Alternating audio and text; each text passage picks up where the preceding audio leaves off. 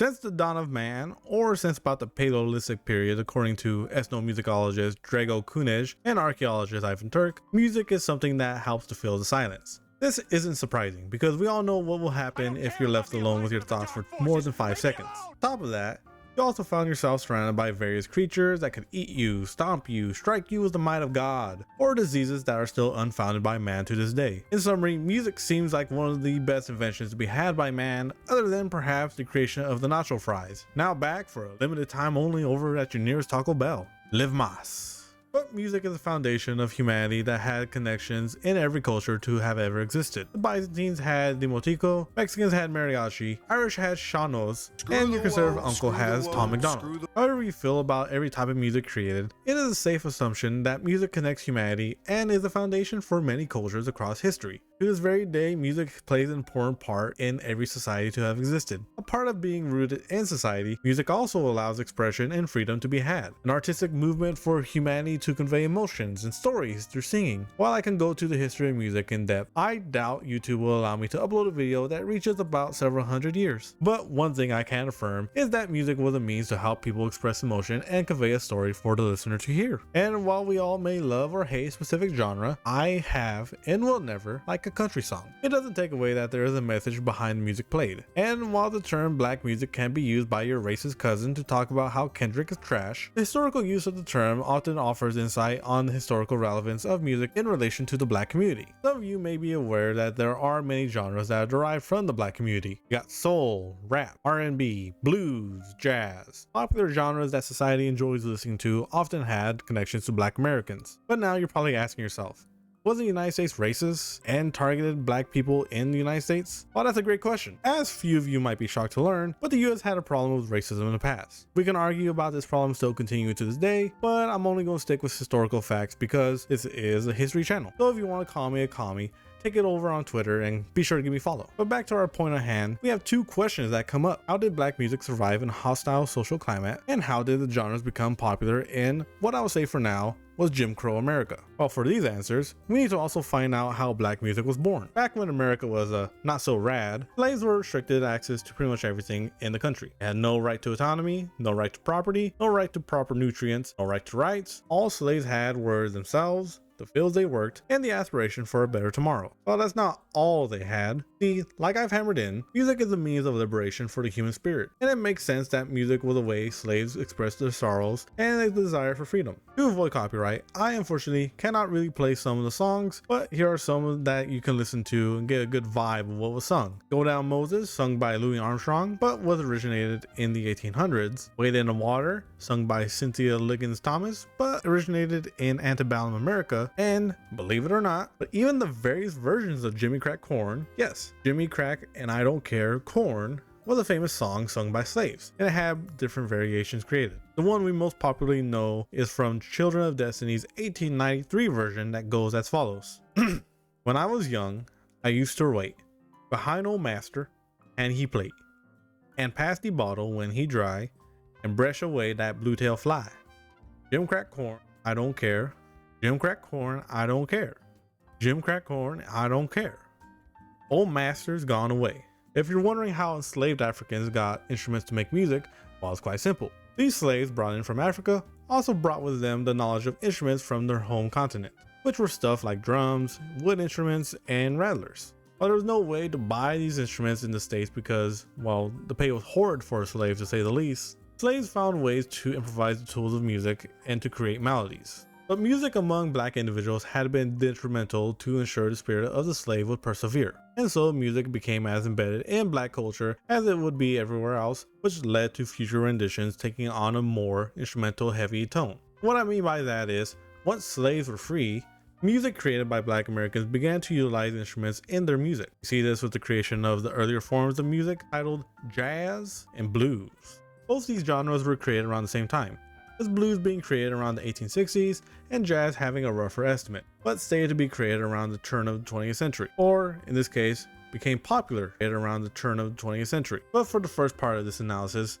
blues was the soul of the black community. These musical lyricists relied heavily on the emotional state of black Americans during the early 20th century. The blues genre revolved around the expression of sorrow, suffering, and hardship. You know, like when you're feeling blue, you feel sad. Of course, there's a handful of artists you might be familiar with. Mamie Smith, Alberta Hunter, Lead Belly, and Louis Armstrong, who we will see again later in the jazz era, so spoilers.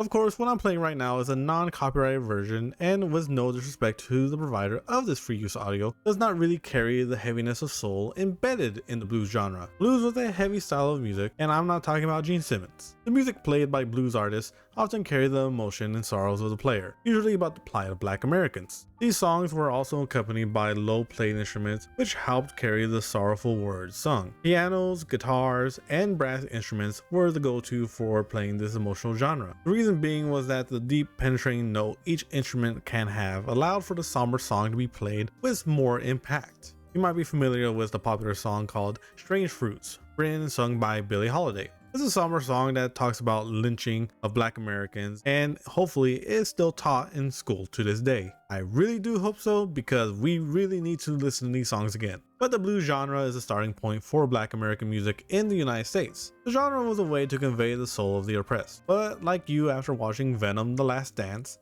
Black Americans also had hope that things will be better, which was seen in the creation of jazz music. The joy exerted by Black Americans for the time came in the form of jazz music. While I can't really play the song, you might want to give The Princess and the Frog a watch for some examples of jazz, and you get to enjoy a 7 out of 10 movie. For real life examples, you take a listen to popular songs sung by artists like Josephine Baker, Franklin Bauer, or, never believe it, Louis Armstrong. Louis, you gotta take it easy on the new kids, gotta give them a chance to play their songs. If blues was that friend who texted you, "I did it again" at 3 a.m., jazz was that friend who said, "One more shot before we go," also at 3 a.m. Jazz was the fire in the soul of Black Americans. Head to New Orleans, either in Louisiana or Disney, and you can find yourself a good jazz player at about any corner. Port Orleans was a cultural boiling pot, as you might imagine, because the French, American, Creole, and African cultures that sort of mesh into one another. Now, is this to say that New Orleans was inclusive? It's a topic for another day, like every other subject you learn. Yes, it's a cop-out, but it's an honest cop-out, so can you really blame me for it? But the vibrant atmosphere created by the cultural inclusivity of New Orleans allowed for the promotion of jazz to be heard before a grander, larger audience to hear the songs played. Jazz had energy and vibrancy to it that the genre was not only popular amongst the Black community, but pretty much anyone that listened to it started to enjoy the rhythm and lyrics of the songs played. The Roaring Twenties didn't just bring about an economic downfall or the fall of a stockbroker from the 10-story window, but saw white Americans listen more to Black music from Black artists, especially for jazz. This wasn't some epiphany moment where white Americans started to think maybe racism is bad, but was because local radio stations could only afford to play music labeled for Blacks. If you are wondering why, yes,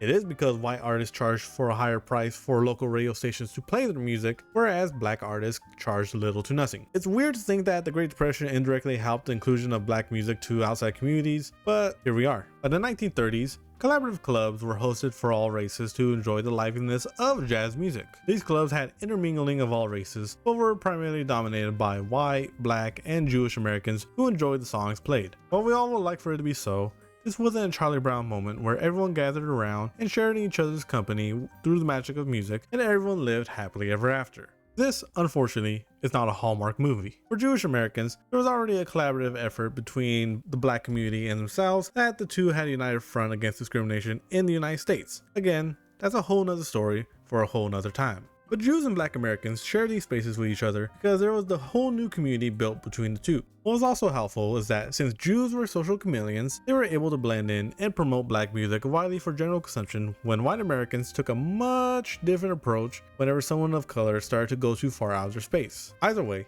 since music like jazz began to be played loudly in public, you get the attention of a lot of people, both good and bad, which led to white Americans coming in and joining in on the fun, even if it was like that teacher from Everybody Hates Chris going into a club. Jump ahead some decades and you get to see the rise of funk music. Funk, that roided up version of jazz that put its whole soul into it, pun intended, was created around the 1960s by James "Hit Me" Brown. The genre had a wild accompaniment of music that honestly made the instruments work for their part in the songs. Guitars, drums, brass, cowbell, every instrument used in these songs were played heavily and meant to incite energy and spirit in the listener.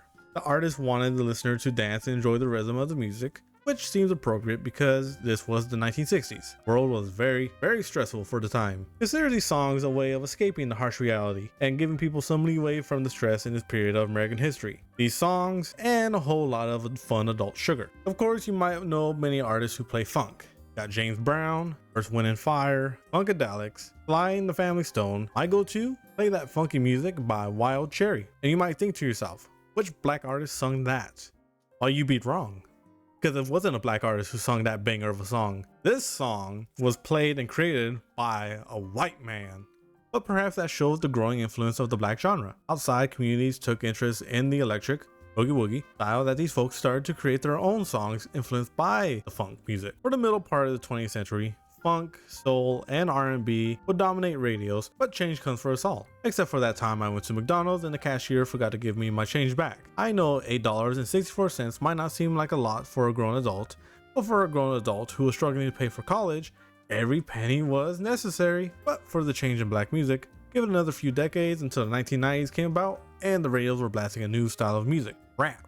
In regard to rap music, the genre gets a lot of hate because, to a casual listener, songs sound repetitive. Guns, drugs, sex, an oversimplification, but one I can also understand. There are artists who talk about these subjects incessantly. It might seem like an obsession, but looking at the heart of rap, the genre is an aggressive form of liberation for black Americans. This genre is a descendant of other black genres that came before, more specifically, jazz, funk, and disco. Rap sort of took the rhythm and music from the predecessors and created their own new spin. But like I said before, rap was a more aggressive form of expressionism for black Americans. Apparently, centuries of slavery, neglect, and abuse, only to be told one day to just get over it, and I guess you can have rights, made people upset. But for rap artists, what was sung was meant to be very, very upfront about the frustration and anger felt in the black community. Of course, there are songs created that don't seem to have any meaning behind the lyrics other than drugs, gangs, or drugs and gangs, but that can be said about any band to exist. Because you cannot tell me Kid Rock didn't know what he meant when he sung, and I quote,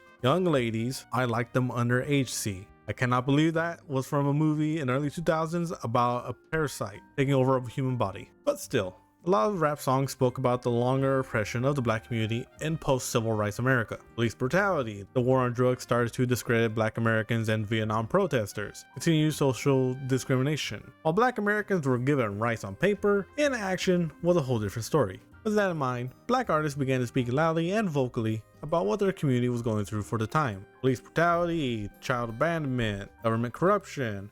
Rap artists were the result of frustrated members who wanted change, but were met with laughter from society. For some examples, let's check out Tupac's Changes, Kendrick Lamar's Alright, Ice Cube's I Wanna Kill Sam, and I guess I can say Childish Gambino's This Is America, but it's been played so much I'm certain you've heard of it by now. And if you want my opinion, many radios play the song because they thought people liked the beat more than the meaning, which just proves Andre 3000 right was the whole, you don't want to hear me, you just want to dance. So I think it's a safe assumption that black music has had a much larger impact on society than people like to give it credit for. A few people might dismiss these type of music as something meaningless, but that's never the case for music overall. Music has meaning, and the meaning of black music was perseverance. To continue onward in an unfair society. Blues conveyed the hardships, jazz carried the joy, funk carried the freedom, and rap carried the frustration. Every genre created by black Americans was intended to help society achieve further progression. These genres garnered reactions from the world. European nations recognized the plight black Americans endured in the 20th century, and a certain mustache man in Germany did not want this music to be heard in Germany because, well, you can take a guess why. But then again, all music is that. Fight against discrimination, oppression, and cruelty in an unfair society. Black music just so happened to be the one to go through the most because it was made by, well, black artists. Now you're probably wondering yourself, why look at the roots of just black music? Well, it's Black History Month. So I feel this is the most appropriate. Given the state of the madness in this country, it seems best to keep the recognition alive. Don't worry, I'm going to squeeze one out for each month,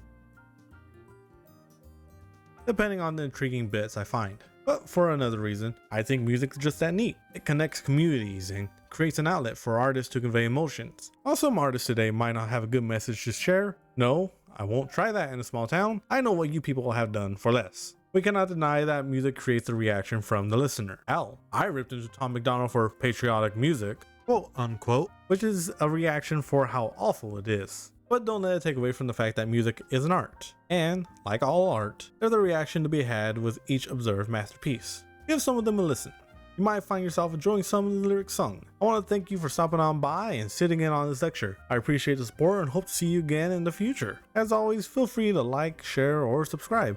Leave a comment too. We can go ahead and continue the discussion further with more information or answer any questions you might have. As always, this is your wonderful professor signing off for now, and remember, history is made every day and you decide what you make of it. Hope you learned plenty for this Black History Month. Take care.